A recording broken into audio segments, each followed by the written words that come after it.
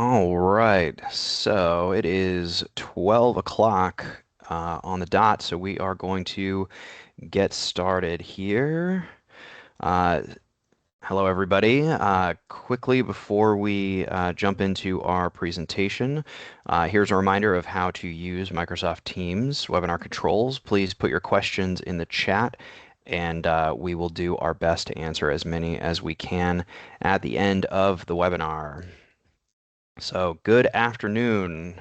Welcome to June's Planning Lunches at Noon webinar, a planner's guide to impact fees. We have a great session for you today. I am Brendan McDowell, a principal planner in the Office of Planning and Development at the New Hampshire Department of Business and Economic Affairs. I am joined today by Mark Fougere of Fougere Planning and Development, along with Michele Decoteau, who is the town planner for Brookline, New Hampshire. So welcome to our speakers. Very excited to have you.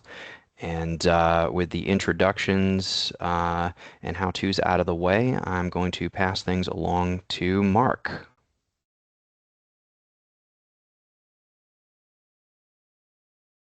Great. Thank you very much. And thank you all for attending today.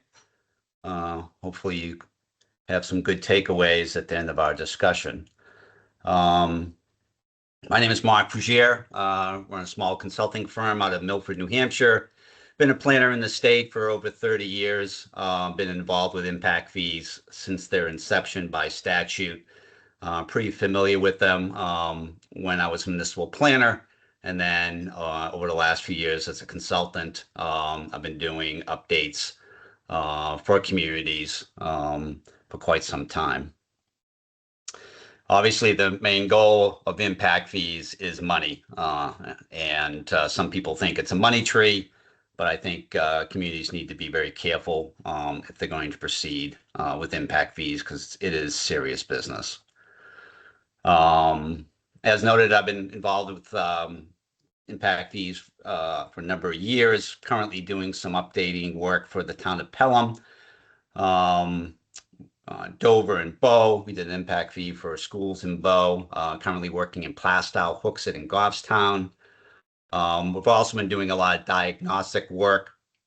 Just completed a project for Pelham where we look at is the capital projects you have in place now meet the statutory requirements for an impact fee? Is there a viable project that can move forward?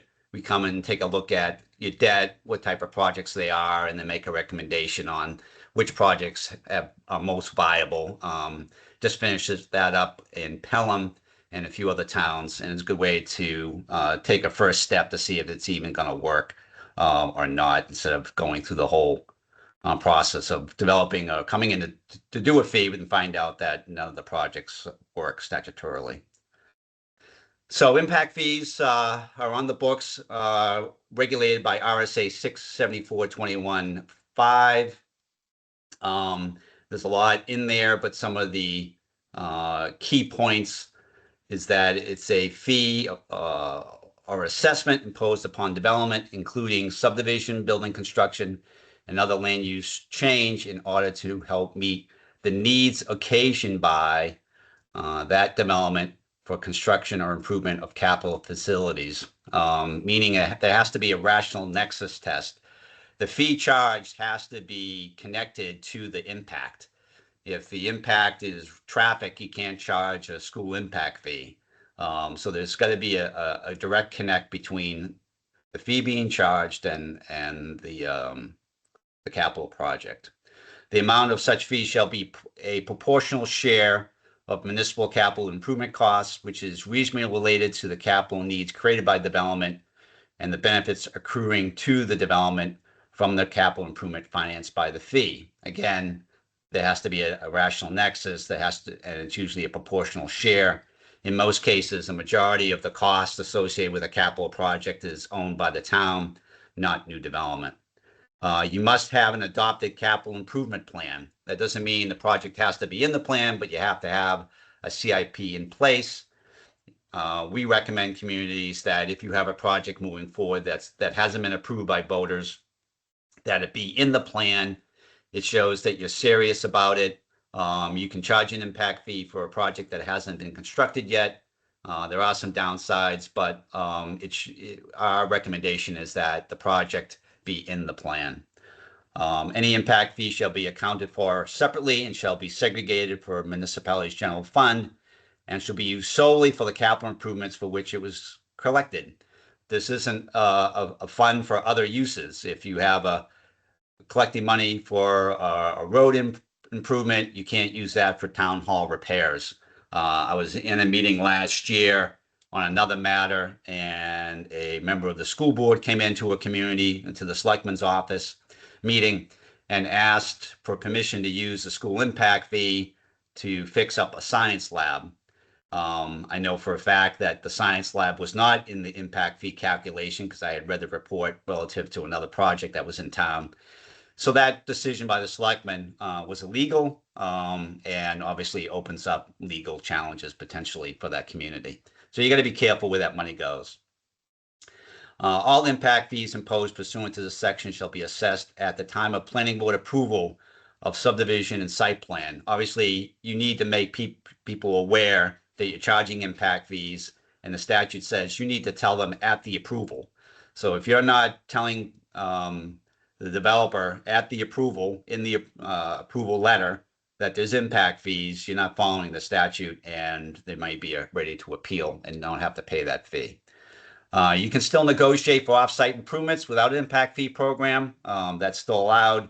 And obviously, if you don't have a program and that's something that's needed, you can certainly continue to negotiate off-site improvements.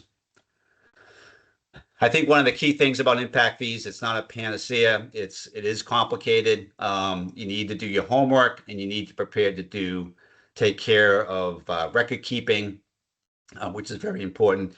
And as mentioned, in most cases, it doesn't cover a majority of the debt or the project costs because you're dealing with the excess capacity that you're creating.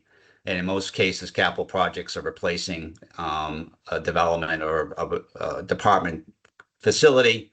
And it's only that extra capacity that you can charge a fee for. If you're just renovating a building because it's old and there's no more room, you can't charge an impact fee. And impact fees are for capital facilities such as schools, police and fire stations, road improvements that increase capacity. They are not police cruisers, fire trucks, ambulance, and road maintenance. I got a request from a community about upgrading an existing road. No plans to increase capacity just because it's falling apart. That does not qualify for an impact fee. Most capital projects costs will not be reimbursed through impact fees. That's because it's when you do a capital project, in most cases, as noted, you're replacing or upgrading existing facility, and you need to do some research into what extra capacity you're building. You take an intersection from, let's say, at failure, and you're making it into a level service A. Obviously, there's a big delta there. What's that capacity number? And then you can back into what proportion of that cost of that improvement is applicable to the fee. Best to have a project approved by voters in place before charging an impact fee versus a planned project that has not been approved. That's not required, but just keep in mind you have 6 years to get that project approved. The town of Pelham went through this a number of years ago with their fire station. Voters kept saying no. They had $800,000 in their fund escrow account for a fire station, but voters kept saying no. They were using those funds to help draw up plans. And then finally on year 6, the voters said yes. They were able to encumber those funds and save all that money. The town did get sued, but the court supported the town's procedure and how they went. But that's just a big risk. If there's not going to be any support for a project, you really should take a hard look if a fee is really warranted. Again, you have to adhere to all the statutory provisions that we spoke of earlier. Strong record keeping is very, very important. You have to report out yearly the money received and expended. This is critical, especially if you have to return monies because as I stated, you can only keep them for 6 years. The town of Londonderry learned the hard way on this particular provision. They lost a lawsuit on impact fees. They had to return over $1 million, and they only had $600,000 or $700,000 in the account. Therefore, taxpayers had to come up with the rest of the money. So record keeping is critical. Can't emphasize that enough. Methodology used to calculate an impact fee should be kept up to date and revised as needs change. We recommend every 6 years just to keep it fresh, look at different costs that might be occurring, and making sure that the most recent metrics, number of school kids per home, police calls, fire calls, is being updated based on what's happening in the community. Costs and projects must be relevant and supported by the community. Again, that's very important. Impact fees are not growth control. They help obviously offset the impacts of growth, which is important, and can generate revenue to help take the sting out of big capital projects, which is beneficial obviously to the taxpayer. But in most cases, it's only going to cover 20 to 30% of the cost in most cases. Can be useful to assist in paying for critical capital needs. So this is an example of some math from the Bowl Elementary School project that we worked on last year. This was a very expensive development, $11.3 million, 8 new classrooms and renovations.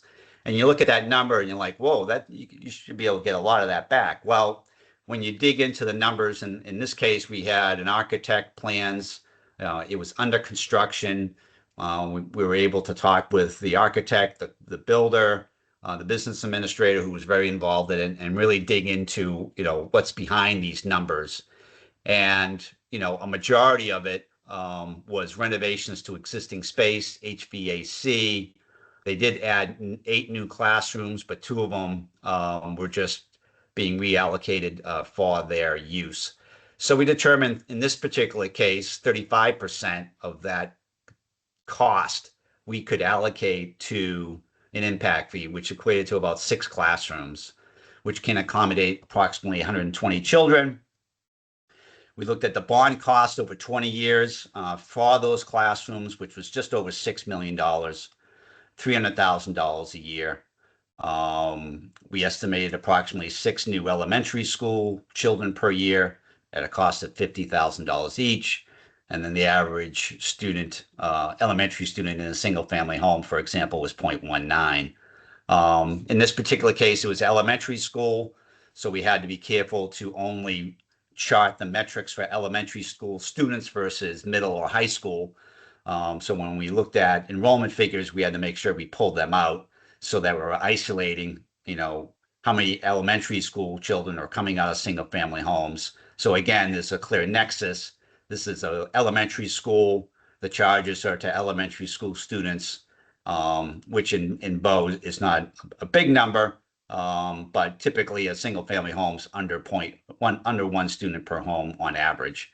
That equated to an impact fee of $9,500 for a single family home, $9,400 for a 2-family each side, and then multifamily was lower because they have a lower school-age children ratio, $6,281. This was adopted by the community and is now being charged.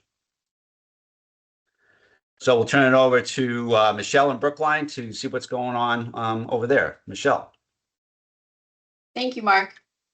I'm going to echo a lot of the same things that Mark was sharing, but I'm going to give you more of a hands-on approach to how we implemented a lot of the same things.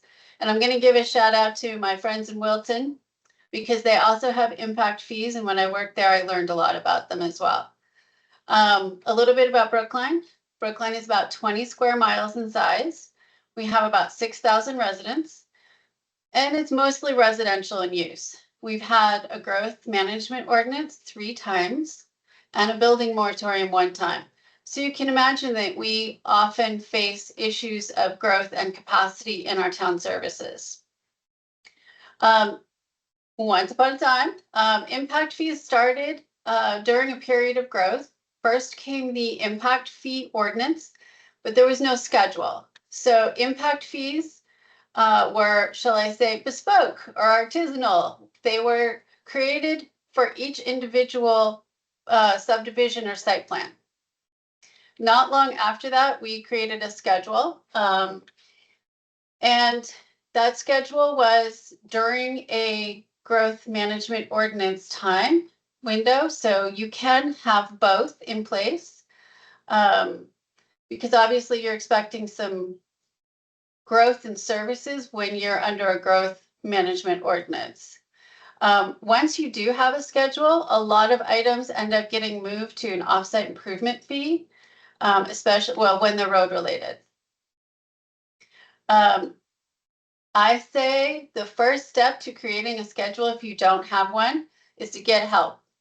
There are consultants like Mark and many others, but also we went with our regional planning commission in Brookline, and we give them a 5 out of 5 stars. They were amazing to work with to help us figure out how to work the formulas, how to do to think about the math and to think about what our assumptions were. But it really helps if you get your ducks in a row first. So you are going to need to have some information ahead of time, and you should look at your ordinance. This is the word problem of all of this math that we've been talking about. In your ordinance, if you don't have one, get one.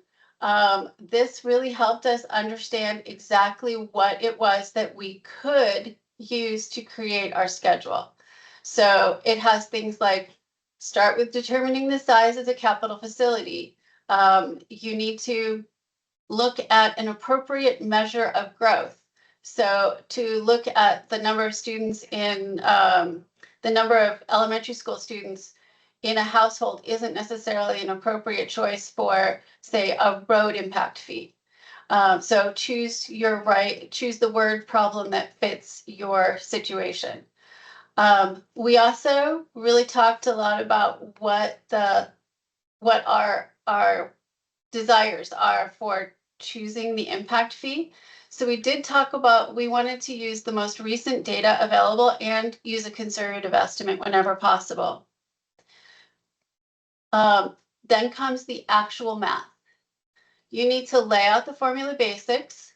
So you need things like your total cost, like Mark was talking about. And for us in this project, Captain Samuel Douglas Academy is our upper elementary school upper elementary school. And it has students grades 3 through 6. We looked at this first 3 lines here, the total project cost, the amount of principal, and the reimbursement from the state. Remember, this was a while ago. All of that is static. That's not going to change. But then we looked at current enrollment, capacity, and that capacity helps us understand what our future capacity is. So how many chairs have butts in them and how many are still open for capacity? So this was what was created way back in 2002, 2003 to accommodate the growth in capacity, or the growth from Captain Samuel Douglas Academy. But you need to make it easy to maintain. I would highly recommend that you guys show your work as often as possible. And I recommend updating often. If you update often, then you're not going to see a huge jump. You can also update on a regular basis every couple of years, or you can update when there's a change, a recognizable change. But if you need to find the change, you need to know what you have and what the change is. So we try to look at the number of students enrolled every fall to see if it's worth changing. Because if it's just a change of 1 or 2 students, probably not worth going through the whole exercise of changing all of the numbers. But if there's an obvious jump, then we can make those changes. But if you show your work to your future self, it'll be a lot easier to update. So the question is once you've adopted a schedule, is that enough to consider it assessed? So I would say a strong maybe. One of the things Mark said is you got to tell people, you've got to tell developers right away when you're doing the approval, that you need to let them know that impact fees are going to be assessed on their project. But I would also say get it on the building permits as well. You cannot tell people often enough that there are impact fees, what they're for, and what they are, and how much they are. People don't like surprises, especially when it comes to money. Collections. How you go about collecting the impact fees would really be helpful if you have your impact fees on the building permit. So there's no surprises, but you need to get your town hall team all on the same page. Who is going to do the work, or what's the work and who's going to do it is a big question. So you need somebody who's going to collect that check, and you need to have somebody who is going to put it in the bank, but it has to be in the appropriate location, and who's going to be tracking it. So it's going to be across departments. Even in a relatively small staff like we have here in Brookline, there's a lot of different hands that touch this.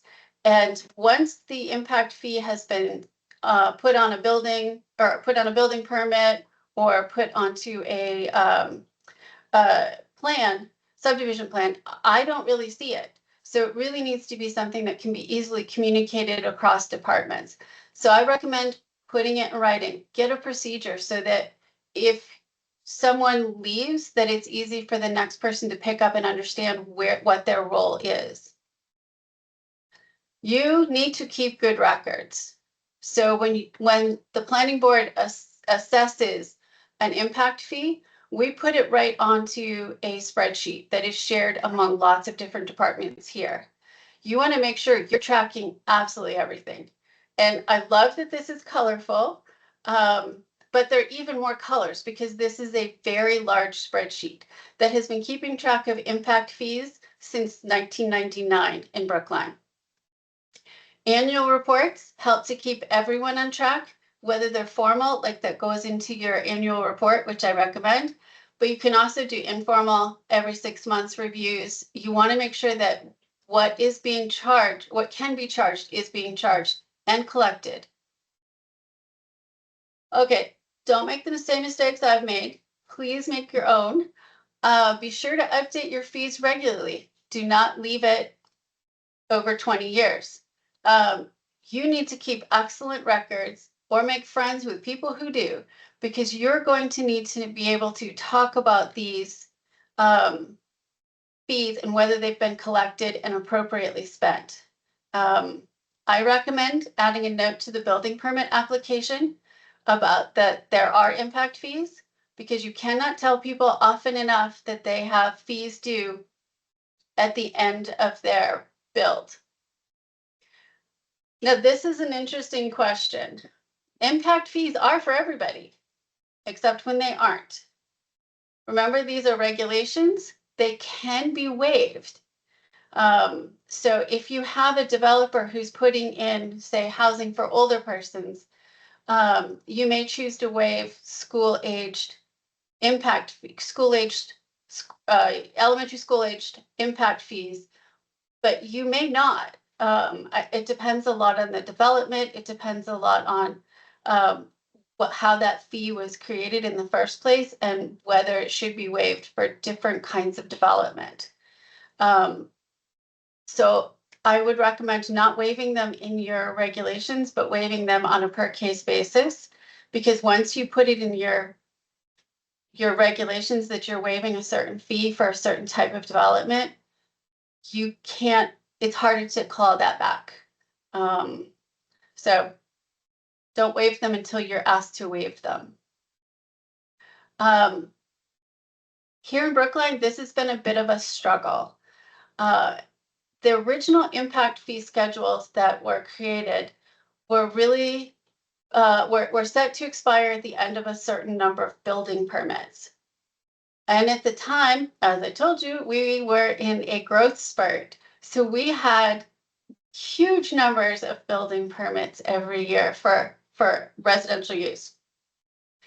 That was an unsustainable amount of growth for us. We actually have only one time since 2000 seen a year that was even close to that number of building permits. So if it's at the end of a certain number of building permits or a certain number of payments, be very conservative about what you expect the growth to be. I would recommend that you look at, instead of 1 or 2 years, that you look at a much longer period of time and look at an average of the number of building permits or the number of payments that you might expect. Is the end of an impact fee at the end of a bond? Well, if you have built the capacity, but that growth wasn't sustained and you still have space in the school, space in the police department building for an additional officer or cruiser that ended up not being needed, then it may be that you think about the impact fee expiring at the end of that improvement. So when you have used up that extra capacity, rather than at the end of the bond, which might be neat and tidy, but at the same time, it may not truly reflect when that capacity is used up. Here in Brookline, we decided to take advantage of a change in the RSA that allowed for the collection of impact fees for a Department of Public Works building. Prior to a couple of years ago, that was not an allowed option. We had built a very expensive building for the first time housing a Department of Public Works. Brookline had traditionally had a road agent and had subcontracted out all of the equipment and had subcontracted out a lot of the workers that were needed. Once we moved to a DPW, we then had a lot of those machines and workers that we needed to house somewhere. So we built a building that had capacity. However, when we first built it, there was no provision for having an impact fee for DPW buildings. We did build it with capacity because we know that we are a very fast growing community, and it's not just people that is growing, but the number of roads in town are also growing. And we all know that roads need repair, they need maintenance, they need stormwater management for the infrastructure, they need plowing, and if you plow and sand, then you probably need to sweep them to pick up the sand in the spring. So you can see that we have a fairly substantial building. And even though the DPW team has parked all of the vehicles they possibly can in the building, there's still a lot of room. They also built it with capacity for new staff members. They are right now fully staffed with everything except an administrative assistant, who will have an office when that person is hired. But they just are now filling the capacity for the workers inside the building. We still have room for more machines. So we went to our regional planning commission to get help with creating this. And the National Regional Planning Commission came and helped us look at our previous schedules so that we were doing something that was in concert with what we have done before. This relied first on that word problem that we have in our ordinance. What kinds of things are we going to be looking at? We're certainly not looking at the number of elementary age students in each household. We're looking at just straight households. We figured the life of the bond is going to be 20 years. So looking at 2023, when this bond was first started, we had a certain amount of housing. We figure by the end of that, if the Regional Planning Commission's regional plan for growth is correct, we will have an additional 880 households at the end of the bond compared to at the beginning. That ended up being about a 37% capacity for new households in the DPW building. So we looked at the total project cost. We looked at then we divided it by the percentage of the development that is going to be used for this new growth, the number of households, and then we figured out what the impact fee is per unit. Now that's $1,300 more or less, but we also give credits, because if you move in year one of a bond, then you're going to be paying for 19 years toward that bond as well. So we always give people credits. We only put this impact fee in place last year, so we started with as if you were moving in last year. Obviously, we're not going to be redoing this for each and every year. That's a little too fine-grained for us. So as long as this expectation of growth in the capacity is still there, then we will continue with this credit and update it as needed, rather than doing it every year and making a new one, because it's a lot of work. So we do give credits because you pay once you move in. So you see that brings the fee down to $767 per household. As part of this project, to figure out how we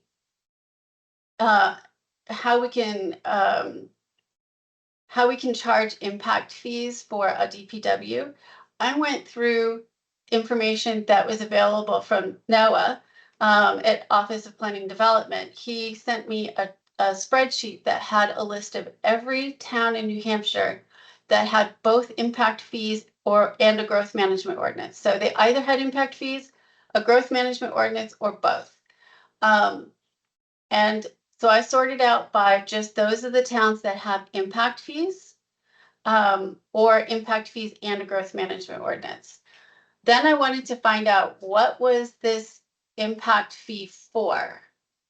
And you can see there's lots of colors because I do tend to color code a lot of my data. A lot of places got purple, like they got the purple color because they have an ordinance for impact fees, but they don't have a schedule. So many places have it in place in case they decide that there's a capital project that may be needed in the future. They'll be ready. Not a bad idea. The teal is just for people who I couldn't find a schedule, but they talked about it and I couldn't find the schedule, so I reached out for more information. So a few of you, thank you very much if you had responded to me saying, oh yeah, here's our schedule. What I learned from this is that schools are the most common impact fee is charged for schools. I didn't look at elementary versus high school or middle school or anything like that, but just schools in general. By far, the most common impact fee is for schools. The second most common impact fee in New Hampshire was really, really surprising. I fully expected it would be something like police department buildings or fire department buildings, but it was recreation. So I'm dying to know what you guys are all doing that is so expensive and has so much growth capacity in it that is recreation related. But I'm glad to know that in New Hampshire, we like to have fun. Oh, all right. I think that means that my step is done and we're going to be ready for questions. Yeah, excellent. Well, thank you so much. So here's Mark and Michelle's contact information, and also the contact information for our office, Office of Planning and Development, OPD, as well as links to our YouTube channel. If you have any general planning inquiries or questions, please email us at planning@livefree.nh.gov. We've got a lot of resources. You can also find all these resources on our website, which I believe were put in the chat earlier. And Yeah, so thanks everybody for attending. We've got a ton of questions in the chat. So I'm going to start from the top and kind of work our way down. So great questions, and please, if you still have more questions, Adam, we've got a lot of time. So let's see. All right, the first question I see is, can impact fees be used to pay for bonds on schools constructed before/during construction of a new development? Well, I think the most important thing is that you have an impact fee ordinance in place. Obviously, as Michele said, that's a zoning ordinance, so you're limited on how often you can do that. So even if you're not going to charge impact fees, you should have that in place. Um, as far as if you start a project, I mean, this is what happened in Bow. It's a fee structure, and as long as the ordinance is in place, that's a zoning ordinance. So the ordinance is in place, you can charge a fee. So I'd say that that's what happened in Bow. We were able to apply that to future projects because, again, you have to assess the project at the time of approval. There's also grandfather lots of record. Obviously, you can't charge it for that. So once if the project's been already approved, then that ship has sailed. You can only charge it going forward. That's my thought. I don't know, Michele. Um, I'm not sure I'm understanding exactly the question, but we certainly used an impact fee. We started charging an impact fee for the DPW building here in town after it was constructed. And we don't have any subdivisions that were approved in that window that are of when the DPW building was completed and when this fee went in place that are paying for this impact fee. It's only from the moment we set the schedule forward. Right. So so you can certainly do that. Yeah, sorry. Yeah, I was gonna say, if Bianca wants to give us a little more or jump on, maybe we could get a little more information about the question. All right. Yeah, I'll see if she adds anything else to the chat. So the next question is, does a town need zoning to implement impact fees? Well, you have to adopt an ordinance, so I'd say yes. That first, as Michele said, that first phase is the adoption of an ordinance, which grants the community and the planning board to do the math. So the ordinance is first, and then the math comes second. Yeah, I think that having that ordinance in place really tells the community, and they choose that. I mean, if the planning board proposes, the community votes it in. But that tells us what we think is the important word problem for impact fees. What can we use from the options to make the impact fees and guides the community in the future? Do we want to be conservative? Do we want to be less conservative? Those are things that are really helpful when you set up your ordinance to include. And some communities have chosen they only want to charge school impact fees or impact fees for schools. So in their ordinance, they just specify schools because that's all they want to do. So it's important to get the community to support. At the end of the day, the voters decide if they want impact fees, and the first step is adopting an ordinance. Great, and I'm just going to add for the specific question on do you need zoning? Yes. As Mark and Michele said, impact fees are part of the Innovative Land Use Control Statute 674-21. In order to utilize the innovative land use controls in 674-21, you need to have adopted a zoning ordinance, as that power comes from the Zoning Enabling Act statute 674-16. All right. Great answers. So I'm going to jump down a little bit because I see that first question got some clarification. So to clarify, so the original question was, can impact fees be used to pay for bonds on schools constructed before/during construction of a new development? And then to clarify, if schools were built in 2010 through 2020 or 2022, and they were paid for by bonds, and impact fees are being charged for developments that are being approved and built now. Can a municipality use impact fees collected / imposed now to go towards bonds on a school that is not yet paid off? Oy. Um, Well, is yeah, there still capacity at the school? right. I think that would be the first question. Is the school at capacity and at the point of these new developments are going to cause a need for additional classrooms, for example? And if these new developments are going to fit into the capacity that was built into the school before, then I don't see why they couldn't. Yeah, I would agree with that. Is there capacity? Many school districts in the state are seeing declining enrollments, some rapidly. So there should be capacity, but obviously every community is different. Mhm.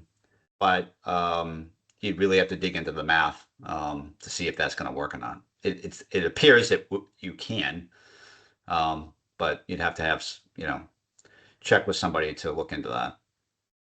Yeah. Okay.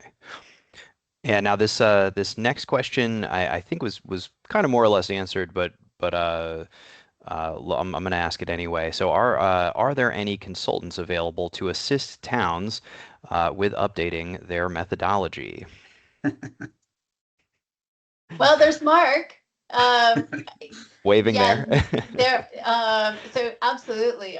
Here in Brookline, we actually used our regional planning commission folks, and they were incredibly helpful. Like I said, the Brookline Planning Department would give them a 5 out of 5 stars. Bruce Mayberry was probably the go-to consultant in the state for 20 years. Bruce retired 2 or 3 years ago. So I know he's no longer doing it. The regional planning commissions have done work. I know Southern New Hampshire has done work, and as Michele said, Nashua Regional. So happy to help anybody, and then obviously reach out to the RPCs. There's a lot of great folks out there. Excellent. So next question is road capacity was mentioned as a factor in making a road improvement legal. Say a development is a gravel pit. Would a town be able to make the case to charge an impact fee for the reconstruction of a road at the existing site size, but with stronger base materials? For trucks, I'm assuming, for Mm. larger vehicles. I think in that particular case, an off-site exaction may be more appropriate. How long's that gravel pit going to last? That could really beat up a road over time. Um, I personally would do a negotiated exaction on that because that's a different animal. Certainly something you should strongly look at. Typically, gravel pits take years to complete, and looking at the existing road, its status today, and getting that certified by an engineer of what's there today, and how it's going to deteriorate over time is important. But I do some sort of negotiating. When I was with Milford, we negotiated that with a developer for a pretty large gravel pit, and they ended up repaving about a mile of road for us. So I would recommend that for that sort of question, I think you really need to ask council, because I think there are some limitations to what you can ask for as far as exactions or for a excavation. It's probably something that would be better off, as Mark was mentioning, being bonded or having a negotiated plan for the excavation owners to mitigate some of their damage separately and completely from RSAs. yeah, Mhm. I agree. Excellent. And so I'm gonna skip one question briefly and jump to the next question because exaction fees were just mentioned. So what is the difference between the impact fee and exaction fee? I'm happy to take a stab at this, Mark, and you can Go right correct ahead, me if I'm Michele. wrong. We can Okay. tag team here. Impact fees are for everybody. Exactions are specific to a development and are limited in what you can charge for. So they're generally things like roads, stormwater, maybe signage. So if you need to change from a stop sign to a yield sign. So they're or from a yield sign to a stop sign. So if you have a development that is going to cause an impact on a specific drainage infrastructure or say a specific intersection that will need to be widened, then that's an exaction or an off-site improvement fee. So they're improving something off their site. Yeah, it's you know, the impact fee, as we used to seen in the math that both Michele and I have, is very detailed. It comes with specific metrics. It applies to everyone. An exaction is negotiated on a case-by-case basis, depending on the development and, you know, be it a water upgrade. You're going to need a lot. You're going to use a lot of water. We only have an 8-inch main. It needs to go to 14. You need to go to 14 to make this work, and you're paying for it. That's an offsite exaction for that development in particular. So it's very focused to deal with a specific, you know, issue, capital project that's getting impacted. Case by case basis, as Michele said. And you do have a few other hoops that you need to jump through for an offsite improvement fee or an exaction. It has to be recorded.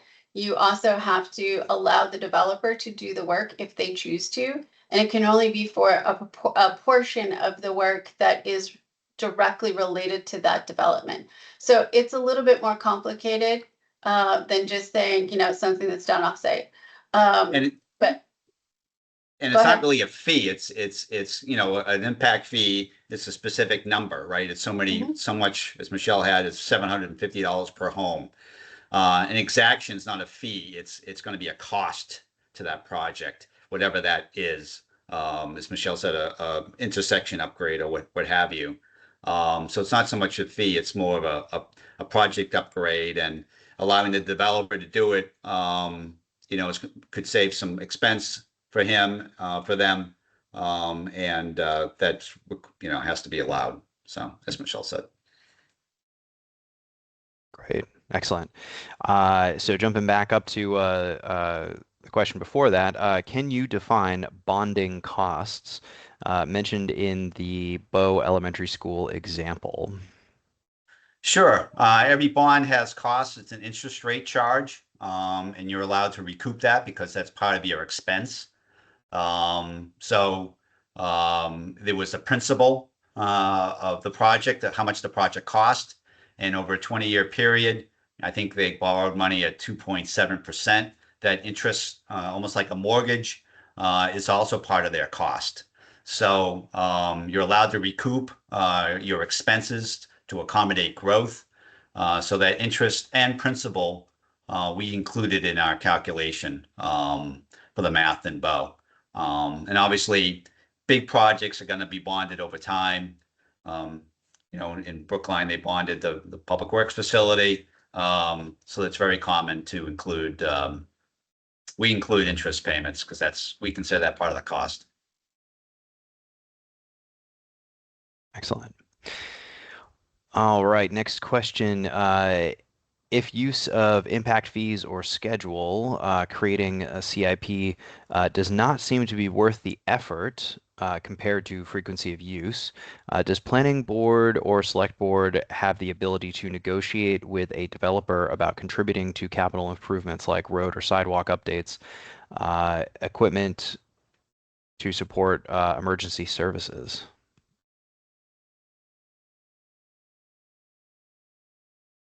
That's an interesting question. If you have an impact fee ordinance, then you can certainly create a schedule for a specific development. But if you have already a specific thing that you need, such as roads or sidewalks, that might fit under an exaction instead. Obviously, the equipment for emergency services would not be. Mark, do you have any thoughts on that? Yeah, I guess that, again, that's more of an exaction. If you don't have impact fees, you can, you need to be careful to stay in the lane, the legal lane. Talking with counsel is helpful, but in my career in planning, we try to negotiate exactions of all types of things for development. Sometimes they were successful, sometimes they weren't, including police cruisers. So, you should talk with counsel about that. That would be a negotiated offsite exaction or contribution towards a need. I think, most developers, they want to get a project approved. If if you want to be reasonable, most will be. And a key phrase that a lawyer who's one of the grandfathers of impact fees told us years ago, be a bear, be a bull, but don't be a pig, because pigs get slaughtered. And I think that's very good advice. Be reasonable, and you'll be amazed at what you might end up getting. Excellent, excellent advice. So the next question. He was a very wise man. Very, yeah. So the next question, we've kind of already answered we pretty much answered the first part about, are there consultants available, to come and educate towns. We've kind of gone over that, but the second part of this question is a community. They're spelling out a question if a community has kind of been misusing some of the funds collected. How can they ensure that no longer happens? Is consulting a consultant the right way, contacting their regional planning commission? What steps should they take to make sure that doesn't keep happening? My initial thought when I read that question was that if this were happening in the town I was working in, I'd reach out to New Hampshire Municipal Association, because I think they would be able to really talk about the financial part better than, say, my regional planning commission. They certainly would be able to NRPC would probably be able to talk about what the rules are, but once you get into that nitty-gritty of, how do you ensure that the funds are being segregated properly and spent properly, I think that's a question a little beyond planning and a little more in finance. Yeah, I would agree. I think if you're a planner and you discover that, you should definitely go to your town manager, town administrator, or the chair of the selectmen.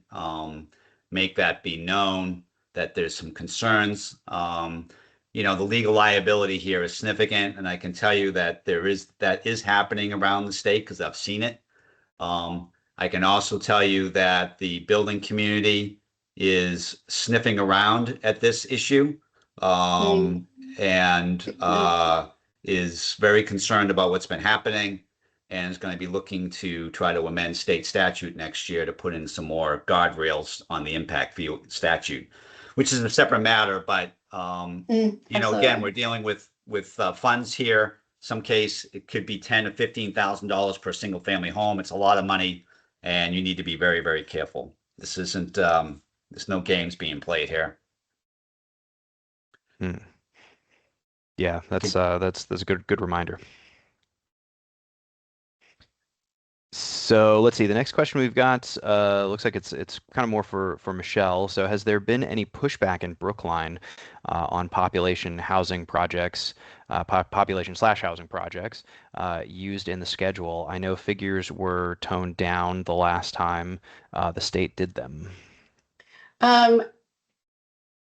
Let me tell you, the impact, when we're doing the math of the impact fees and have our public hearing on the impact fees, we are to a completely empty room. So I would say no, there hasn't been any pushback, but the Brookline Planning Board is very committed to using the most recent data that we can find and the data that is most specific to our community. So we've been like the vintage of data is really important, and we're asking that all the time. So how old is this data? Where is it from? How is it created?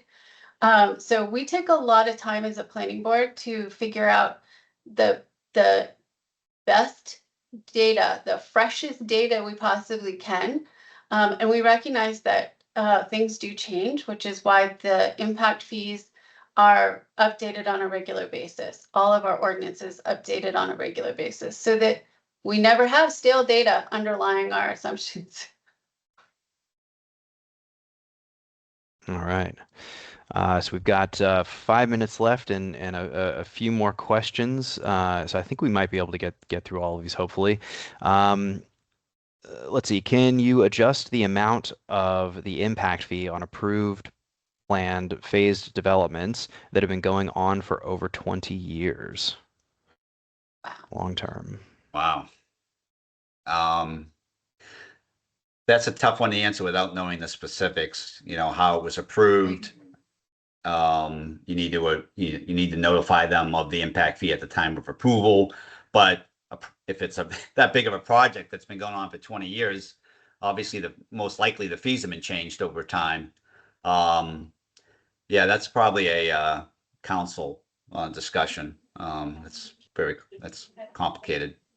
I would 100% agree. I think you should be reaching out to your town council about that, because I think we're running into questions about vesting and active and substantial development. So I think that would be a more appropriate question for council. Yeah. All right. Let's see. Let's see. I think then this is the next one. Our school impact fees methodology was originally developed by a district-sponsored effort that considered all 4 towns in our school district. Can individual towns within the district update their school impact fees without updating for all of the other towns in that district? Yes. Yes, absolutely. All right, simple and to the point. Kiss. Let's see. There's a comment for Mark from Seabrook. Guess clear your schedule. Okay. Let's see. Nicole. Let's see. The next last couple questions. So to follow up with impact fees and no zoning. Let's see. Cannon does not have comprehensive zoning, but have adopted impact fees. Can other towns without comprehensive zoning adopt impact fees? I think we already kind of answered that. Yeah, we covered that. We don't think so. Okay. Noah doesn't think so, and I would agree with Noah's that it's a zoning ordinance. So they're nice there. Okay. All right, and the last question we've got so far is if a town is small without their own finance department, would impact fees be more difficult to monitor? I think that really depends a lot on who's keeping the records. I would say no, but I would say no, it's not too difficult, but I would also say make sure you get your ducks in a row, have a plan ahead of time, have a structure ahead of time, and put it in writing so that everybody, even if it's a small number of people, everybody needs to be on the same page. You might reach out to NHMA and get some help with setting up a system, or reach out to another community that has impact fees. I would agree with that. I think any town can adopt these. If it's a small town, you're not getting 200 permits a year. Just having the good procedures in place, as Michele said, everyone knows what's coming in and what the charges are. The fees are well posted. It's not that difficult. It's pretty simple math. I could do it, and math is not my number one skill. So it's just keeping track of the checks coming in and what they're for. That's the biggest issue. Yeah, we also have had a few conversations with our financial institution that really helped here in Brookline to set up the right kind of accounting for these to be received into. So our banker was hugely helpful. And I'll just circle back to one thing that Michele brought up, and I think was a good point on waiving fees. Over 55 developments is the thing that comes up the most. Remember, there's got to be a nexus between the charge and the use. Over 55 developments typically don't have a lot of children, but it depends on what type of over 55 it is. Some require all people to be 55 and over. So that's one set. There's some developments or some zoning that says only one person has to be 55 and over, which could allow kids. And I've done research on those types of projects, and there's typically not many. There's usually a high school child in there sometimes, but it's a very low number.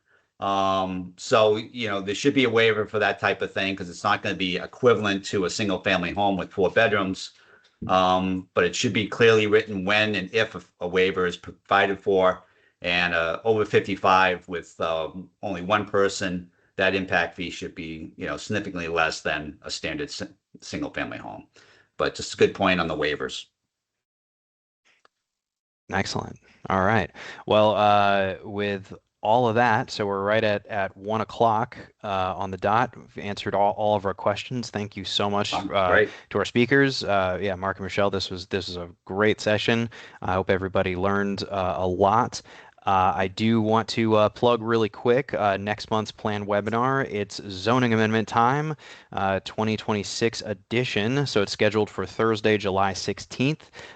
Same time, same place. If you don't already receive our emails about upcoming OPD trainings and new publications from our office, please email planning@livefree.nh.gov and don't forget to complete our webinar feedback survey afterward. We're going to send that out along with a link to today's webinar. We post all of our webinars up on YouTube, so you can refer back to it if you ever need to. But yeah, thanks again to our speakers, and thanks for everybody for joining. Yeah, I hope everybody has a great day. Great questions. Thank Enjoy you. the summer. Yeah, enjoy the weather out there. Yeah, if you're near Concord, we've got the festival days, so come on out. That's right. Enjoy the weather. That's right. We'll be skiing soon. Yeah. Stay well, everyone.